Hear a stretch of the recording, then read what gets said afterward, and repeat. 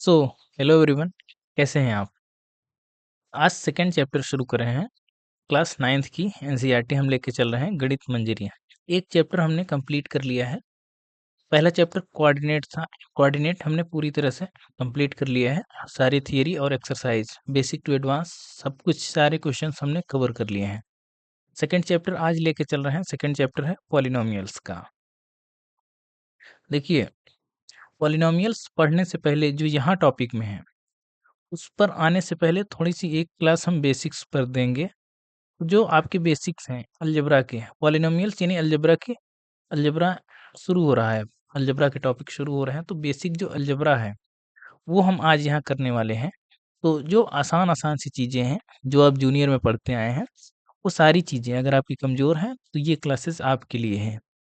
जैसे वेरिएबल्स क्या होते हैं, कांस्टेंट्स क्या होते हैं, algebraic expression, terms, coefficient, then किसी अलजेब्रिक एक्सप्रेशन की वैल्यू फाइंड आउट करना, ये सारी चीज़ें क्या होती हैं, ये सब कुछ हम इस वीडियो में सीखने वाले हैं। देन इसके बाद जो 9th की जो पॉलिनोमियल की क्लास है, वहाँ से फिर स्टार्ट होगा। अगर आपके बेसिक्स ठीक-ठाक हैं, तो आप इस क्लास को स्किप भी कर सकते हैं। मेरी सलाह यही है कि आप इस क्लास को पूरा देखिए, बहुत टाइम नहीं लेंगे इसमें और पूरे बेसिक्स कवर हो जाएँगे। तो आपका बेसिक भी ठीक हो जाएगा और कल से पूरा हम सीधे टॉपिक पर आ जाएँगे। ये टॉपिक ही चल रहा है, ये मत सोचिए कुछ अलग से चल रहा है, ये टॉपिक ही चल रहा है। उसी पॉलिनोमियल्स वाले टॉपिक को बेहतर ढंग से समझने के लिए, इसी को ढंग से समझने के लिए हम पहले बेसिक्स चला रहे हैं कि जो भी बेसिक्स में समस्या हो, वो यहाँ से दूर हो जाए। ठीक? बात समझ में आ गई? तो हम ये पहले पढ़ने वाले हैं कि ये सारी चीज़ें होती क्या हैं। तो अब हम शुरू करते हैं। पहला है वेरिएबल्स क्या होते हैं? जैसे अगर किसी से पूछा जाए कि क्या होते हैं वेरिएबल, तो वेरिएबल देखिए वेरी शब्द से बना है। वेरिएबल मतलब होता है एनीथिंग व्हिच वेरीज, हर वो चीज़ जो बदलती हो।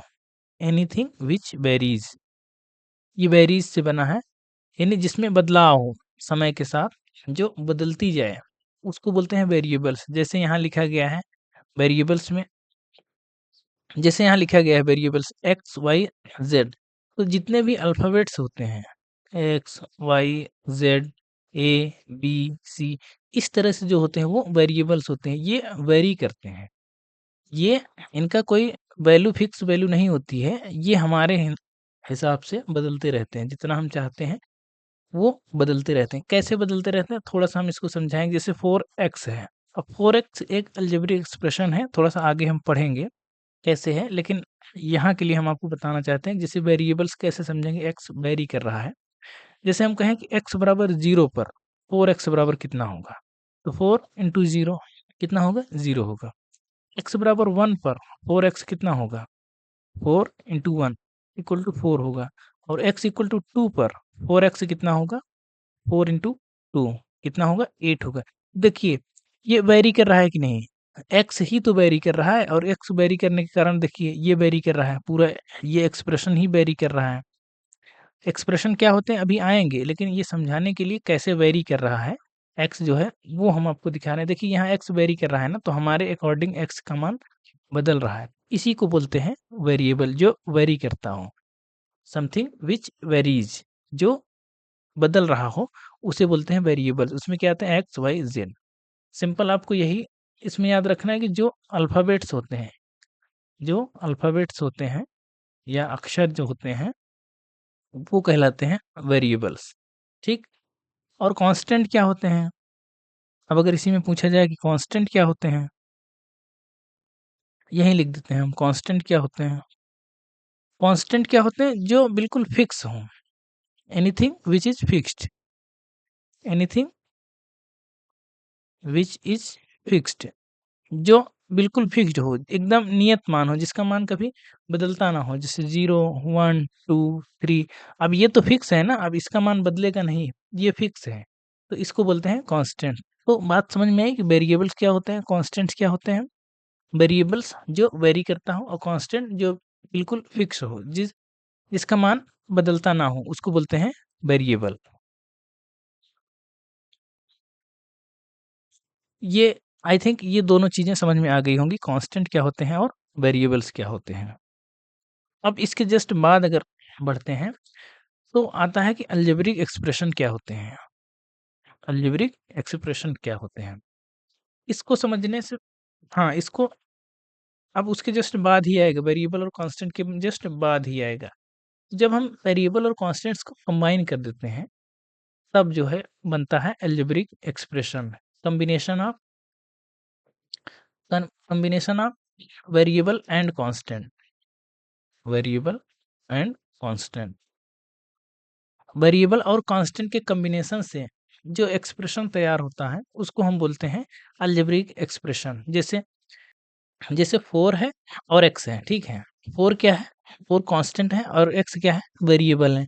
4 और x को हम कंबाइन करके हम 4x लिख सकते हैं या इसी को 4 इंटू एक्स कहते हैं, ये लिख सकते हैं। तो 4x देखिए, वेरिएबल और कांस्टेंट के कॉम्बिनेशन से एक एक्सप्रेशन तैयार हुआ है ना, ये है अलजेब्रिक एक्सप्रेशन, ये है अलजेब्रिक एक्सप्रेशन। जैसे 2x माइनस 3, ये अब देखिए इसमें वेरिएबल भी है, कांस्टेंट भी है, तो दोनों के कॉम्बिनेशन से एक एक्सप्रेशन तैयार हुआ है ना, इसको बोलेंगे अलजेब्रिक एक्सप्रेशन।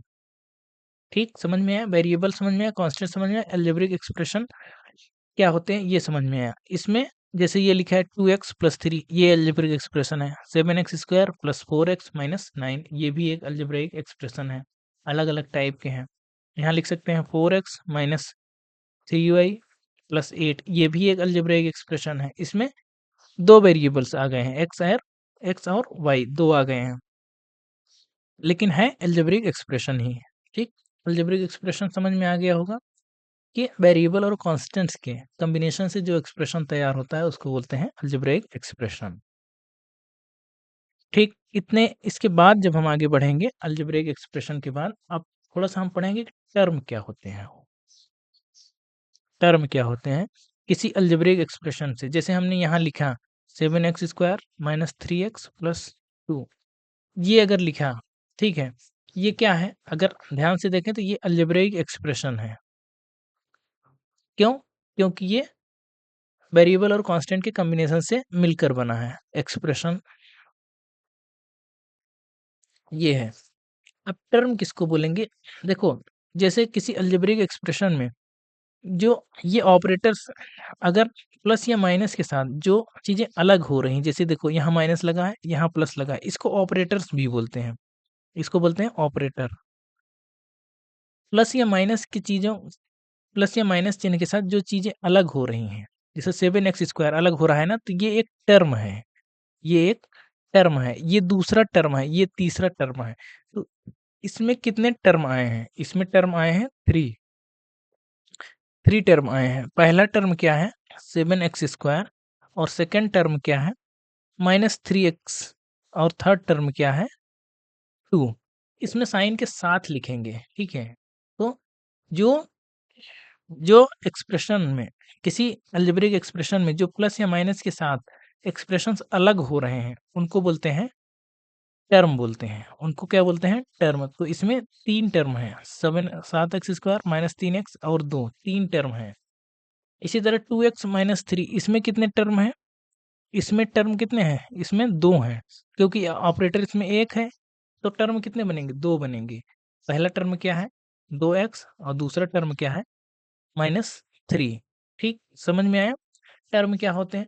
तो अगर आप ध्यान से देखें जितने ऑपरेटर इस्तेमाल हुए हैं, जैसे इसमें 2 ऑपरेटर इस्तेमाल हुए हैं, तो 3 टर्म बना है। यहाँ 1 ऑपरेटर इस्तेमाल हुआ है, तो 2 टर्म बने। तो ऑपरेटर जितने इस्तेमाल होंगे या प्लस या माइनस के चिन्ह कुल मिलाकर जितने इस्तेमाल होंगे, टर्म उससे एक ज़्यादा बनेगा। 1 चिन्ह इस्तेमाल हुआ है तो 2 टर्म, 3 अगर 2 टर्म इस्तेमाल हुए हैं, यानी 2 चिन्ह इस्तेमाल हुए हैं तो 3 टर्म। इसी तरह से 3 अगर चिन्ह इस्तेमाल हुए होते तो 4 टर्म बनते, उससे एक ज़्यादा बनता है। ठीक, समझ में आया कि टर्म क्या होते हैं? तो देखिए, कन्फ्यूज़न यहाँ नहीं करना है, जैसे हम यहाँ पे लिख दे रहे हैं। टर्म अगर ये लिखा है 2x डिवाइडेड बाय 3, तो इसमें 2 टर्म नहीं कह देना है, इसमें 2 टर्म नहीं है। अगर आप लिख रहे हैं 2 टर्म तो ये गलत है। ऑपरेटर में सिर्फ प्लस या माइनस आएगा, ठीक है? इसके अतिरिक्त कुछ नहीं आ सकता। इसको क्या लिख सकते हैं? 2x अपॉन 3 लिख सकते हैं। इसमें एक ही टर्म है, इसमें एक ही टर्म है। हाँ, इसके बाद अगर कुछ लिखा होता, जैसे 7x अगर लिखा होता या 7x स्क्वायर लिखा होता, तब हम कहते कि ये 2 टर्म है। यहाँ प्लस 7x स्क्वायर लिखते, तब कहते कि 2 टर्म है। ठीक, टर्म समझ में आया? टर्म क्या होते हैं? टर्म जो प्लस या माइनस ऑपरेटर के साथ अलग हो रहे हैं, उनको हम टर्म कहते हैं। टर्म में भी 2 आते हैं, जैसे टर्म में 2 आएँगे। एक होगा वेरिएबल टर्म और एक होगा कांस्टेंट टर्म। कांस्टेंट टर्म क्या होते हैं वेरिएबल टर्म और कांस्टेंट टर्म? जैसे अगर हम यहाँ लिखें 7x माइनस 3y प्लस 8, अब इसमें नंबर ऑफ टर्म कितने हैं? टर्म तो देखिए 1 2 3 हैं, नंबर ऑफ टर्म 3 है। अब वेरिएबल टर्म वो होंगे जिसमें वेरिएबल आएगा, जैसे इसमें क्या है 7x और 3y, इन दोनों वेरिएबल है, तो वेरिएबल टर्म कितने हैं? 2। कौन कौन से हैं? 7x और माइनस 3y। और कांस्टेंट टर्म वो होगा जिसमें कांस्टेंट आएगा या फिर वेरिएबल नहीं आएगा। कांस्टेंट टर्म कितना है? 1 है। कौन सा है? 8 कांस्टेंट टर्म है। तो बात समझ में आई? वेरिएबल टर्म क्या आएगा? Which which have variables, which have variables उसको बोलेंगे वेरिएबल टर्म। और कांस्टेंट टर्म क्या लिखेंगे? लिख सकते हैं which have which not have variable या फिर which have only constant term, which include या have which include only constant, जिसमें केवल कांस्टेंट हो या वेरिएबल ना हो उसको कहेंगे कांस्टेंट टर्म है। यहाँ भी लिख सकते हैं विच इंक्लूड वेरिएबल्स। तो बात समझ में आ गई होगी, जिसमें वेरिएबल होगा वेरिएबल टर्म और जिसमें कांस्टेंट होगा उसको कांस्टेंट टर्म। अगर वेरिएबल नहीं होगा तो कांस्टेंट टर्म, अगर वेरिएबल है तो वेरिएबल टर्म। टर्म के रिलेटेड इतनी बातें समझ में आई, टर्म होता क्या है और टर्म वेरिएबल टर्म क्या होते हैं, कांस्टेंट टर्म क्या होते हैं। आई थिंक इतना आपको समझ में आ गया होगा। अब देखिए टर्म में सिर्फ इतना नहीं है, ये तो एक है टर्म टर्म को वेरिएबल और कांस्टेंट के बेस पर अलग करना। अब टर्म में 2 आएंगे। टर्म में एक आएगा होमोजीनियस टर्म क्या होता है और नॉन होमोजीनियस टर्म क्या होता है। होमोजीनियस टर्म क्या होता है और नॉन होमोजीनियस टर्म क्या होता है। नॉन होमोजीनियस टर्म हम एक बार रिकॉल करा रहे हैं, ये सारी चीज़ें 6 to 8 की हैं। ठीक है, जूनियर की सारी चीज़ें हैं, केवल हम एक बार रिकॉल करा रहे हैं आपको। देखिए होमोजीनियस टर्म क्या होते हैं? जब अभी हम ऐड करेंगे, एडिशन या सब्ट्रैक्शन, सब्ट्रैक्शन हम सीखेंगे किसका? बीजगणित का, ऑफ अलजेब्रा। तब हमको ये देखना पड़ेगा कि जो हम टर्म ऐड कर रहे हैं वो होमोजीनियस है या नॉन होमोजीनियस है। जो टर्म होमोजीनियस होगा उन्हीं को ऐड कर पाएंगे, जो नॉन होमोजीनियस होंगे उसको नहीं ऐड कर पाएंगे। जैसे अगर हम लिखें 3x स्क्वायर और यहाँ लिखें 2x, ये दो अलग अलग टर्म हैं, क्या ये आपस में होमोजीनियस हैं या नहीं है? होमोजीनियस टर्म आप पहचानेंगे कैसे? जब किसी टर्म के, किसी अलजेब्रिक एक्सप्रेशन के टर्म के अगर वेरिएबल वेरिएबल अगर सेम है, वेरिएबल सेम है और उसकी पावर भी सेम है। वेरिएबल सेम होने चाहिए और पावर पावर भी सेम होनी चाहिए।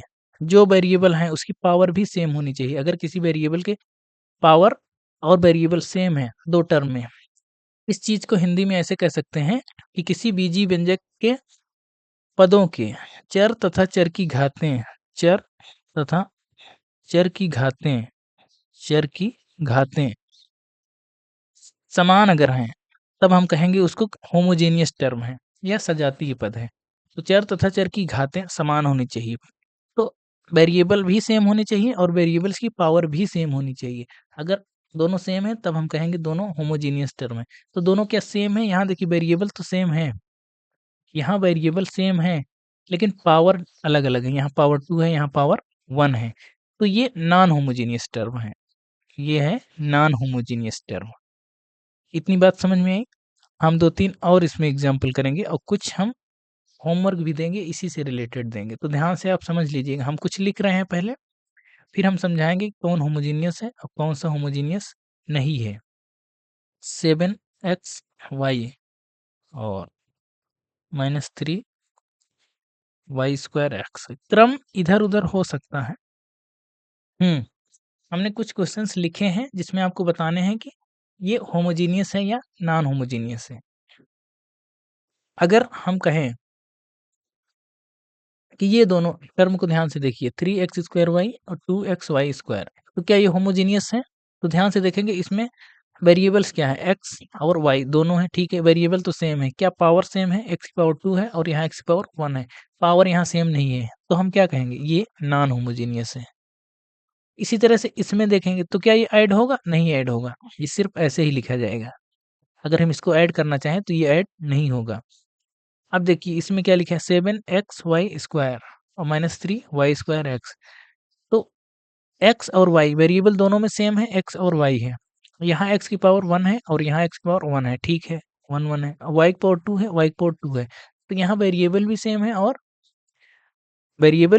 और उसकी पावर भी सेम है। तो ये अगर हम ऐड करना चाहें तो ये आराम से ऐड हो जाएगा। क्यों? ये होमोजेनियस टर्म है।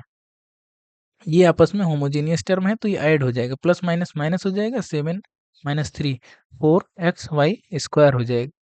क्रम हम बदल सकते हैं, एक्स वाई पहले कर सकते हैं या वाई एक्स लिख सकते हैं, तो क्रम में नहीं जाएंगे, केवल वेरिएबल और उसकी पावर चेक करेंगे। तो ये होमोजीनियस टर्म है, इसलिए ऐड हो गया। अब इसमें देखेंगे 8x square Y square, 3x square Y square, X और वाई दो वेरिएबल हैं, एक्स और वाई दो वेरिएबल, पावर दोनों में सेम है, तो ये भी होमोजेनियस टर्म है, ये भी ऐड हो जाएगा। 8 और 3 11 एक्स स्क्वायर वाई स्क्वायर, क्यों? क्योंकि ये होमोजेनियस टर्म था इसलिए ऐड हो गया। इसमें ध्यान से देखेंगे, अब देखिए, अब यहाँ कंफ्यूज नहीं होना है कि 3 का स्क्वायर 4 का स्क्वायर, ये नहीं देखना है हमको, कांस्टेंट तो देखना ही नहीं है, कांस्टेंट क्या, हमको सिर्फ वेरिएबल और उसकी पावर चेक करनी है। यहाँ एक्स है वाई है, एक्स है वाई, वेरिएबल सेम है, ठीक है, लेकिन पावर अब देखेंगे, एक्स की पावर यहाँ 1 है, यहाँ एक्स की पावर 2 है, तो पावर सेम नहीं है ना, तो क्या ये ऐड होगा? नहीं ऐड होगा, क्यों? क्योंकि ये नॉन होमोजीनियस है, तो ये ऐसे ही लिखा जाएगा, ठीक। इसमें देखेंगे 3 square X square Y square, 7 square X square Y square, तो क्या ये ऐड होगा? पहले देखेंगे होमोजीनियस है कि नॉन होमोजीनियस है, तो वेरिएबल एक्स और वाई, एक्स और वाई, तो दिख रहा है, ठीक है, तो दोनों ऐड हो जाएगा, क्यों? क्योंकि पावर भी सेम है, X power 2 X power 2 Y power 2 Y power 2, तो 3 की पावर 2 यानी 9 हो गया, 7 की पावर 2 49 हो गया, तो 9 और 49 कितना आ गया, 58 एक्स स्क्वायर वाई स्क्वायर, ये ऐड हो गया। तो आई थिंक आपको समझ में आ गया होगा कि होमोजेनियस टर्म क्या होते हैं और नॉन होमोजेनियस टर्म क्या होते हैं। देखिए, इस चीज़ को जब हम पढ़ते थे तो हमारे टीचर्स कैसे समझाते थे, वो अगर मुझे लगता है उससे समझाएँ तो और आसानी से समझ में आएगा। थोड़ा-सा और ये इंटरेस्टिंग हो जाएगा। जैसे अगर कहें कि होमोजेनियस टर्म और नॉन होमोजेनियस टर्म कैसे पहचानेंगे? हमने कहा कि किसी बाग में अगर 7 आम के पेड़ हैं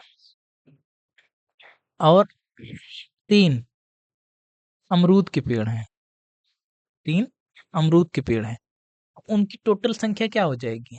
अगर कोई पूछे टोटल संख्या, क्या हम इसको जोड़ पाएँगे? क्या जोड़ पाएँगे? क्या लिखेंगे? 7 और 3 10, क्या आम लिखें या अमरूद लिखें? नहीं लिख पाएँगे ना, हम ऐसे तो नहीं लिख पाएँगे, अमरूद तो नहीं लिख पाएँगे, तो ये तो गलत हो जाएगा ना, या तो आम ही लिख पाएँगे या तो अमरूद ही लिख पाएँगे। तो क्यों नहीं जोड़ पा रहे हैं? क्योंकि ये सजातीय नहीं है या होमोजीनियस नहीं है। सजातीय अगर होते तब हम जोड़ पाते। जैसे अगर यहाँ 7 आम प्लस यहाँ 3 आम होता, तब तो हम जोड़ लेते, या तो दोनों आम हो जाता, तब हम कहते 10 आम हैं, ठीक? तब हम जोड़ पाते। तो ये सजातीय होना ज़रूरी है, सजातीय होना ज़रूरी है। यही हम इतनी देर से समझा रहे थे कि 7x है और अगर 3y है, तो ये ऐड नहीं होगा। ये जैसे लिखा है वैसे ही लिखा रहेगा, आपको अलग-अलग ही समझना है। लेकिन अगर यहाँ 7x प्लस यहाँ पे 3x है, तो ये आराम से ये जुड़ जाएगा, 10x सीधे-सीधे हो जाएगा। बात समझ में आई क्यों हो रहा है? क्योंकि ये सजातीय नहीं है और ये सजातीय है, इसलिए यहाँ नहीं जुड़ पाया, यहाँ जुड़ गया। तो ये हमको समझाया जाता है, ठीक? तो आपको समझ में आ गया होगा कि सजातीय क्या होता है और विजातीय क्या होता है, या होमोजेनियस टर्म क्या होता है और नॉन होमोजेनियस टर्म क्या होता है और कैसे उसको पहचानेंगे। तो यहाँ पे सिर्फ एक ही वेरिएबल नहीं हो सकता, या मान लीजिए 7x² प्लस 3x²। तो अब देखिए दोनों वेरिएबल अब देखेंगे तो दोनों वेरिएबल सेम है, एक्स और वाई। आप पावर देखेंगे, x⁴ y⁴ तब यहाँ भी जुड़ जाएगा, आराम से जुड़ जाएगा 10x²y। तो हमको चेक करना है, टर्म हमको चेक करना है कि होमोजीनियस है कि नॉन होमोजीनियस है। इतनी बात समझ में आई? अगर इतनी बात समझ में आई तो थोड़ा-सा आगे बढ़ें, क्या-क्या हम लेने वाले थे? अभी तक देखिए वेरिएबल समझ में आया, कांस्टेंट समझ में आया, अलजेब्रिक एक्सप्रेशन हमने समझा दिए, टर्म हमने समझा दिए। 2 ही और बचे हैं, कोएफिशिएंट्स क्या होते हैं और value of N algebraic expression क्या होता है। एक-एक करके हम देख लेते हैं, थोड़ा-सा टाइम और लगेगा। तो सारी चीज़ें रिवाइज़ भी हो गई हैं। कोएफिशिएंट्स क्या होते हैं? कोएफिशिएंट्स बहुत हालाँकि इसमें पढ़ने को होता है, लेकिन एक रिवीजन के सेंस में देखें तो इतना बहुत है, इतना अगर आप करते जाएँगे तो 9th के सारे टॉपिक्स आपको समझ में आएँगे। कोएफिशिएंट्स क्या होते हैं? जैसे अभी तक जो हम पढ़ते आए हैं, उसको हम लिख रहे हैं, ठीक? ये क्या है? ये है अलजेब्रिक एक्सप्रेशन, ऐसे लिख रहे हैं, अलजेब्रिक एक्सप्रेशन, ठीक है? यहाँ लिख देते हैं, ये अलजेब्रिक एक्सप्रेशन है। अब इसके जस्ट बाद हमने क्या पढ़ा था? हमने पढ़ा था टर्म। अब इसमें देखिए, इसमें टर्म कितने हैं? टर्म देखिए ये 7x² है, ये -3x है और ये 2 है। +2 नहीं लिखा जाता, 2 ही लिखा जाता है, ठीक है? देखिए ये टर्म आ गया। अब अगर पूछा जाए कोएफिशिएंट्स क्या होते हैं? कोएफिशिएंट्स क्या होते हैं? कोएफिशिएंट्स देखिए किसी टर्म के जो वेरिएबल के साथ जो कांस्टेंट लगा होता है, वो उसका टर्म होता है। जैसे अगर कोएफिशिएंट में पूछें, कोएफिशिएंट ऑफ एक्स स्क्वायर क्या होगा? कोएफिशिएंट ऑफ अगर एक्स स्क्वायर क्या होगा, तो एक्स स्क्वायर के साथ जो कांस्टेंट लगा होगा, वो उसका कोएफिशिएंट होगा। एक्स स्क्वायर का कोएफिशिएंट 7 होगा। और अगर पूछें कोएफिशिएंट कोएफिशिएंट्स ऑफ या कोएफिशिएंट ऑफ एक्स क्या होगा, तो एक्स के साथ जो कांस्टेंट लगा होगा, क्या लगा है? -3, वो उसका कोएफिशिएंट होगा। और 2 तो खुद ही कांस्टेंट है, तो 2 तो किसी का कोएफिशिएंट आएगा नहीं, ठीक है? तो कोएफिशिएंट ऐसे निकलता है, जैसे हम लिखें 2x - 3, 2x - 3 हमने लिखा, तो यहाँ अगर पूछा जाए कोएफिशिएंट ऑफ एक्स बताइए, तो कोएफिशिएंट ऑफ एक्स क्या हो? एक्स के साथ कौन-सा कांस्टेंट लगा है? 2, ये है, कोएफिशिएंट इसको बोलते हैं। ये तो एक हुआ साधारण सी जानकारी कोएफिशिएंट्स की। जैसे अब थोड़ा-सा क्वेश्चंस को हम बदलें, ये हम लिखे हैं, ठीक है? अगर हम पूछें कि कोएफिशिएंट ऑफ एक्स स्क्वायर क्या होगा?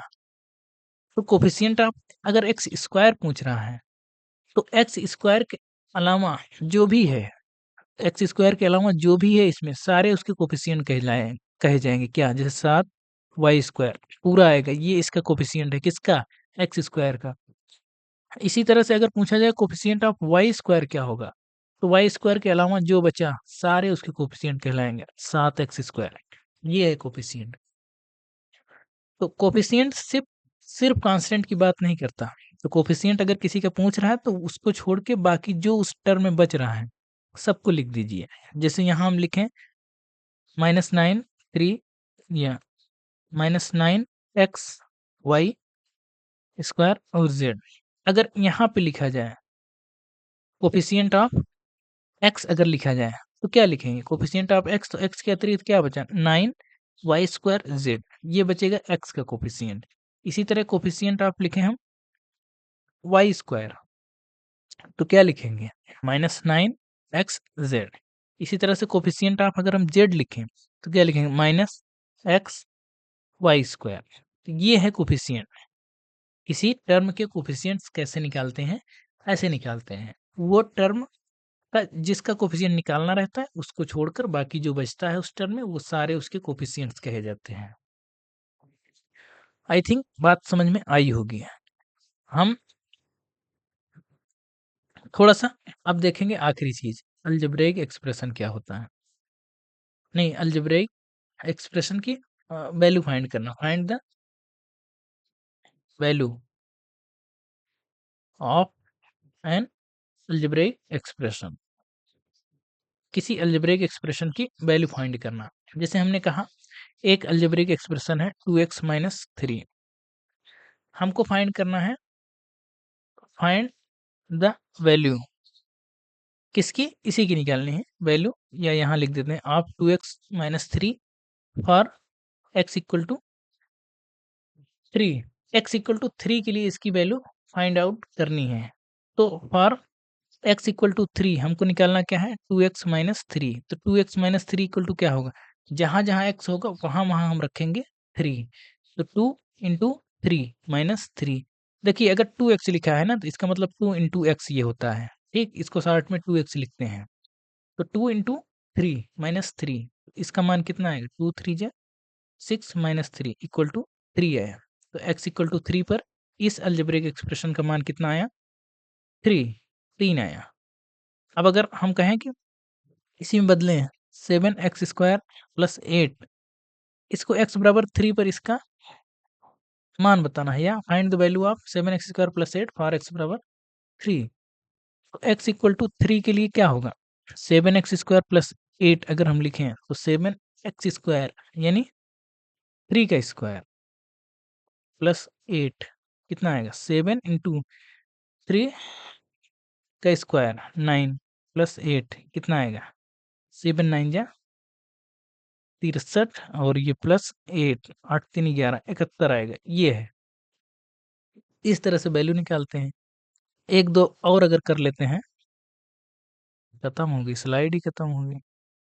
1 मिनट हम ऐड कर लेते हैं स्लाइड, या कम स्लाइड लिए थे क्या आज? हाँ, तो हमने स्लाइड ऐड कर ली है। देखिए आगे बढ़ते हैं। थोड़े से हम कुछ और क्वेश्चंस लगाएँगे। जैसे हम लिखे हैं 7x माइनस 3 अपॉन 2। हमको इस अलजेब्रिक एक्सप्रेशन की वैल्यू फाइंड आउट करनी है फॉर x इक्वल टू 0 और x इक्वल टू -2, इन दोनों के लिए फाइंड आउट करनी है। तो फॉर x इक्वल टू 0 के लिए अगर पहले करेंगे तो 7x माइनस 3 अपॉन 2 लिखा है। तो 7x की जगह 0 माइनस 3 अपॉन 2 तो कितना आया, 7 का 0 में 0 माइनस 3 तो माइनस 3 अपॉन 2 आया। अब दूसरे के लिए फॉर x बराबर -2 के लिए अगर करना है तो 7x माइनस 3 अपॉन 2 ये इक्वल टू कितना आएगा, 7 और x इक्वल टू कितना रखना है, -2 और ये -3 अपॉन 2 कितना आया, -14 -3 अपॉन 2, ये ऐड हो जाएगा -17 अपॉन 2, ठीक, ये आ गया। तो किसी अलजेब्रिक एक्सप्रेशन की वैल्यू फाइंड आउट करना बहुत ईज़ी होता है, बस साइन का ध्यान रखना है। जहाँ-जहाँ पे वेरिएबल है उस वेरिएबल का मान रखते जाना है, उसकी वैल्यू पुट करते जाना है बस, फिर पूरे एक्सप्रेशन को सिंप्लीफाई कर लेना है।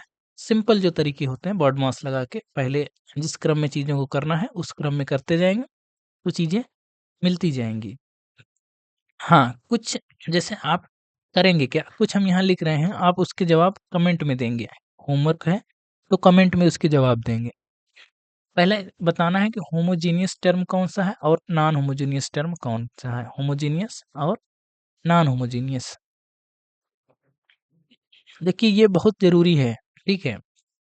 यहाँ ए, बी, सी 3 हम लिख रहे हैं। -3 square X square Y Z और 7x वाई स्क्वायर ज़ेड।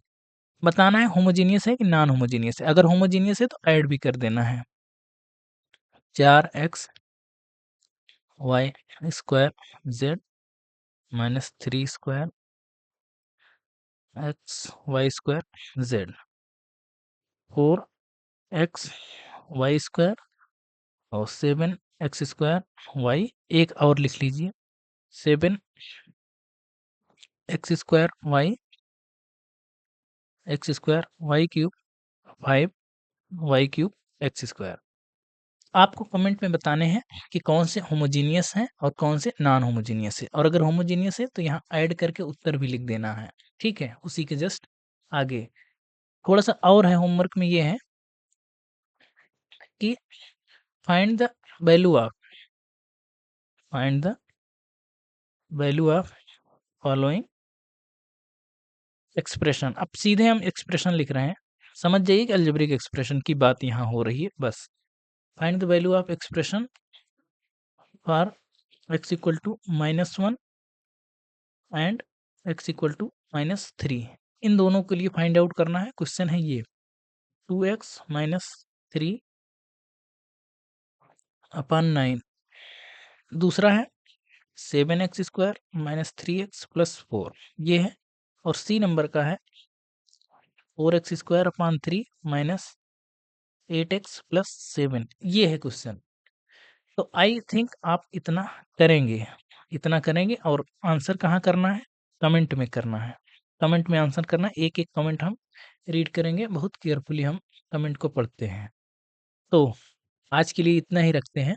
आप बिल्कुल रिवाइज करके रखिएगा, रिवीजन आप करके रखिएगा। कल से जो है, कल की जो क्लास मिलेगी वो आपको मिलेगी क्या, वो पूरा क्लास 9th की जो आपकी गणित मंजरी की बुक है वहाँ से सीधे एक्सरसाइज से क्लासेस मिलेंगी। थोड़ा सा थियरी हम डिस्कस करेंगे, हम्म थोड़ा सा थियरी डिस्कस करेंगे, उसके बाद जो है एक्सरसाइज 2.1 कहेंगे ना, हाँ 2.1 दूसरा चैप्टर है तो 2.1 लगाना शुरू करेंगे।